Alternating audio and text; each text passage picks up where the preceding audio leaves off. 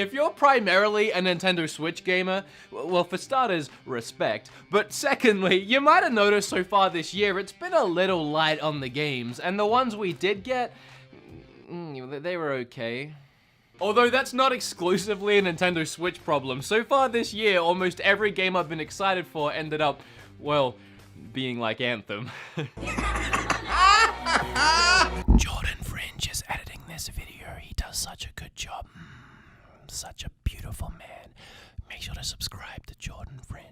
But getting back to the Switch, if you're like me, you're probably holding out for that Yoshi at the end of the month. And you might be looking for something to play to hold you over until then. And it might surprise you to find out you don't actually even have to take your wallet out of your pocket to download and play a brand new exciting game on your Switch. Oh shoot, that's my oven. I'm actually cooking something right now. Hold on, I'll be right back. If this was really hot, that would be really burning my hand. I'm still doing keto, but Kim loves KFC, so using Skillshare, I learned how to cook the perfect KFC recipe. That probably looks really gross, but I'm sure it tastes great. Skillshare is an online learning community for creators with more than 25,000 classes in design, business, video editing, video production, and more. You can even learn how to create gaming content for YouTube if you want to start your own channel. The premium memberships give you unlimited access so you can join the classes and communities that are right for you. Kim, dinner's ready! So if you want to learn to cook like I did, here are some courses you might enjoy. It's really cheap to sign up, only $10 a month, and if you're a cheapskate like I am, and you probably are, otherwise you wouldn't be watching this video about free games, 500 of you guys, 500 of my subscribers get their first 2 months free by clicking that specific link down in the description. You got any mashed potatoes? Oh, your mashed potatoes, right. They're just in here. Hang on a minute. What? Eat your trough of food. It looks like a dog food bowl. Look at this. Thanks to Skillshare for sponsoring the video. Alright, I'm gone, bye. Can't wait to eat that meal that I totally prepared later on this evening. Okay, where was I? Oh yeah, free Switch games. In fact, the eShop has a load of free games you can play, and some of them aren't terrible, and these are those ones. 10 free games on the Nintendo Switch worth buying. Actually, it's 11, but 10 sounded better in the title. Why am I still holding Travis? Get out of my life. With all that being said, shut up, sit down, and let's talk about a bunch of free games on the Switch. What do you got to lose? They're free, okay? Let's get started. Sorry I said shut up, I got carried away.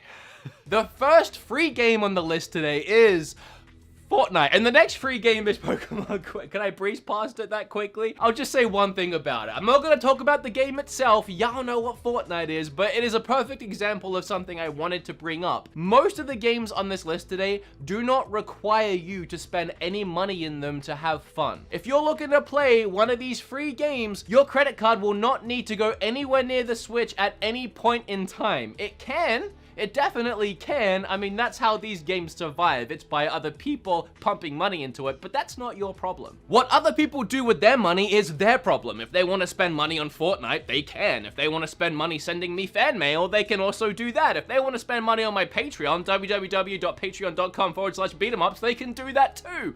That's not your problem, it's theirs.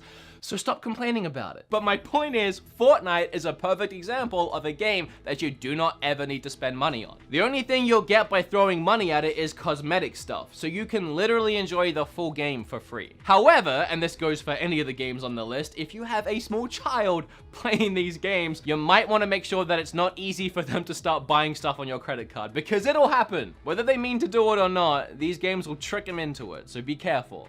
That goes for all of these, but especially Fortnite. You can get dogs in backpacks. I mean, at some point, you just gotta buy stuff. Anyway, the next one, as I was saying, is Pokemon Quest. Do you guys remember Pokemon Quest? At some point last year, Nintendo decided they were going to go Pokemon crazy and just throw a ton of these Pocket Monster games on the Switch. They announced the Pokemon Let's Go games, as well as a brand new main series title coming this year, which ended up recently becoming Pokemon Sword and Shield. But also on that very same day, they dropped out of nowhere for free another Pokemon game called Pokemon Quest. I downloaded it that night and fell in love with it. I would go as far as to say I was addicted to it for about 3 days. And I mean, I loved it. It was like 3 straight days if I just couldn't put that thing down. There was just so much that just kept me playing. I really enjoyed the strange combat, the weird level designs, and the randomness of maybe getting a shiny Pokemon stroll up to your camp. There's something about this game that's like a weird phenomenon. Is that how you pronounce that? Phenomenon. And I've played games like this before that have the same phenomenon. No, I can't do it a second time. If it was even right the first time. It's a mysterious thing about the game that when you're playing it, you just keep wanting to play it, like another level and another level. You just get addicted and it's just fun to keep playing. But as soon as you stop playing and you take a breather from the game, maybe even for a day or two, there's almost nothing driving you back to the game. You have so many other things that are probably better than that you want to play instead. For free, it's absolutely worth it. All I can say is if you're enjoying it, keep playing it and don't stop, because as soon as you do, you might not play it again. It is fun though, and very creative. And hey, maybe that's just my own experience, but I mean, no one talks about that game anymore, so. Do you guys like Overwatch? Of course you do, everyone does. Do you want to play Overwatch on the Switch? Of course you do, everyone does. And do you want to play Overwatch for free on the Switch? Of course you do, everyone does. But you can't. What you can do is play Paladins for free on the Switch, which is pretty much Overwatch. Just not as good, but still good. No, in all seriousness, Paladins is a really, really fun game. You can actually buy the game for $30 and you'll unlock all the characters and just everything that goes along with it, or you can just download it for free, have a few characters, and as you play, you unlock more. If you haven't played Paladins before, or Overwatch before, or a game like this before, this is the easiest way I can explain it. Assuming you've played a MOBA before, like League of Legends or Dota, and then you wrap it all in a very bright, bubbly, and cartoony skin with over-the-top, crazy, wacky characters, and you have a first-person shooter with a ton of different abilities and an ultimate ability that looks really cool and it's really fun to play. And unlike Pokemon Quest, this is a game you'll keep coming back to, assuming you enjoy it, which I do. It's easy to pick up and play a few rounds whenever you want, and it's always a fun time. It's the kind of game where even if your team is losing, you can still have fun. Of course, if you keep losing, it becomes not fun pretty quick, but you can still have fun. Oh, and while we're on the subject of MOBAs, I may as well talk about the next 2 games, the first of which being Smite. Now, recently I made an entire video about Smite because I really like the game, and I actually really like how that video turned out. I talked about my favorite things about the game, some of my favorite characters, and even broke down how to play the game. And I did that because the game is so convoluted with so many moving gears and parts, it takes a while to get your head around it and even learn some of the basics. So if this game does interest you, I would recommend going and checking out my video, which I'll leave in the description down below. But essentially, it's a MOBA, again like League of Legends and Dota, but played in third person. It's a really interesting concept, and again, I like it a lot. Obviously, it's free, or else it wouldn't be on this list, but you can also buy it, and it's the same deal as Paladins, where one way you have all the characters unlocked, and the other way you have to earn them. And we've gone from Pokemon Quest, a game that's a little addicting, but you might forget it, to Paladins, a game that's, you know, somewhere in the middle, you'll pick it up every now and then, to Smite, a game where you can easily spend hours and hours and hours just in one session, because each game can last about an hour, and you won't ever stop at just one game, and then you'll come back the next night, and the next night. If you think you can handle it, there's a ton of fun to be had in Smite for free. And the next free MOBA is Arena of Valor. Now, I haven't actually played this one. It looks like a more traditional MOBA, again, like the 2 that I keep mentioning, Dota and League of Legends, where it's more akin to a top-down strategy style game. And if you're into the more classic style MOBAs, Arena of Valor might be better for you than Smite. But what would I know because I haven't played it? I just heard a lot of really great things, and it's free.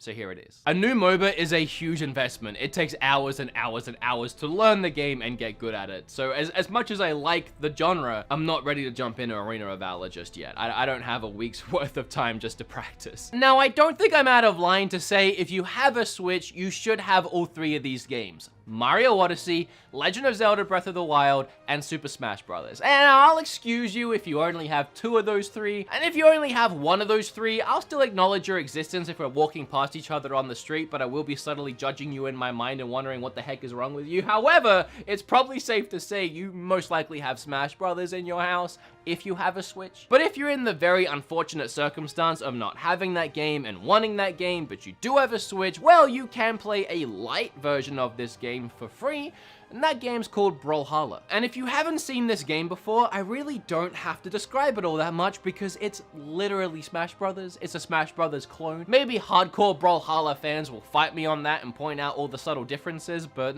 I played it. It's Smash Brothers. It wants to be Smash Brothers. It has its own personality for sure. It's a not as good Smash Brothers game, but it's free and it is good. I don't want to take that away from it. If Smash Brothers was never a thing and just Brawlhalla was, it would be a hit for sure. It's just Smash Brothers is a thing.